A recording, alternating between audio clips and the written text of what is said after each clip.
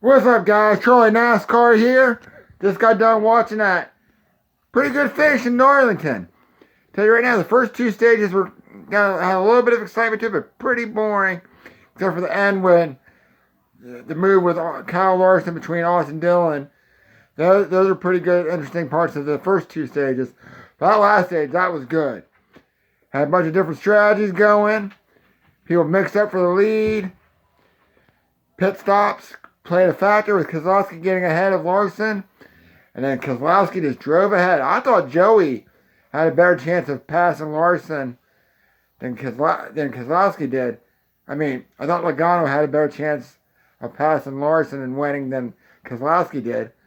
But hey, that pit stop, clean air, that got Keselowski the win. I mean, that was awesome.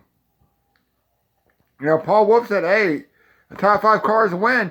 Well, first place cars will win too. And that's really what you should be going for. So it worked out. It was, I mean, honestly, there's parts of that race that were kind of tough because of how Larson was dominating. I don't like it. No matter whether it's a Chevy, Ford, or Toyota. I hate when someone's out like a 2.5 or more second lead. Bugs me. I just don't like it. That pretty much means, like, you know, there's no competition really. So I'm excited for that.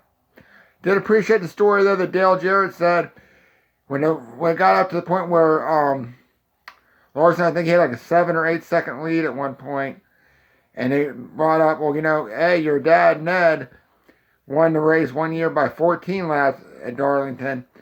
Then Dale Jarrett pointed out very astutely, and I'm glad he said this. You know, back then the cars had a problem with overheating. Back also in those days, those cars were not as durable. A lot of people, when you think of a low-funded team now compared to what a low-funded team was back then, it's a world of difference. I mean, those cars back in the old days, I mean, they wouldn't make it no matter what to the end of the race without issues. That's why you got people that win by an ungodly amount of laps.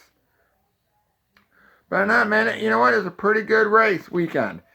You know, that Xfinity race was pretty interesting too. I didn't really get a chance to comment on that. Old Ross Chastain showed, hey, when a level of competition moves up, what'd that do for you?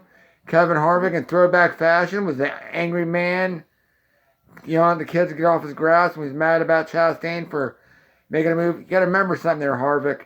I like you. You're a good dude and all. When it comes to that thing with Ross Chastain, that's an Xfinity regular. You know, even though he does race the 15 car in Cup, he's regular. He's going for a championship. You're just going there to earn an extra paycheck. All right?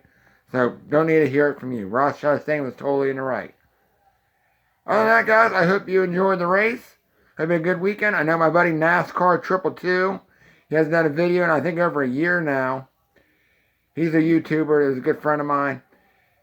Like I said, his screen name is NASCAR 222 because he's actually a Keselowski and Logano fan. So I know he's happy too because his boys finished 1-2. So 1-2 finish for Penske. That's pretty good. You know, Ford's continuing the dominance. Next week will be the cutoff race in Indy for the playoffs. I don't think there's going to be any changes to what the playoffs are now. I think Bowman and Johnson are going to hold on the last 2 spots. I don't predict any new winner outside the top 16 going to happen.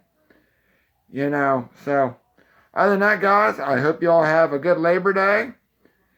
Don't forget, if you get in any trouble, the judge won't be back till Tuesday. And more importantly, fuck Brian France.